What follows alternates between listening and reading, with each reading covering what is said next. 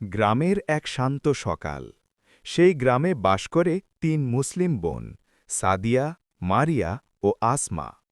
সেদিন সকালে তারা বাগানে কাজ করতে গিয়ে হঠাৎ দেখল গাছের পাশে পড়ে আছে এক বিশাল করলা। ৩ বোন একে অপরের দিকে তাকিয়ে অবাক হয়ে গেল। সাদিয়া বলল, আল্লাহু আকবার, কি বড় করলা! নিশ্চয়ই এটা আল্লাহর রহমত। তারা মিলে হাসতে হাসতে করলাটাকেও টেনে গরুর গাড়িতে তুলল। সবাই মিলে ধীরে ধীরে সেটি বাড়ির উঠোনে নিয়ে এলো। তারপর তারা পানি দিয়ে ধুয়ে সুন্দরভাবে পরিষ্কার করল। তারা করলাটা কেটে রস বানাতে শুরু করল। রস তৈরি হয়ে গেলে তারা একসাথে খেতে লাগল সেই বরকতময় পানীয়।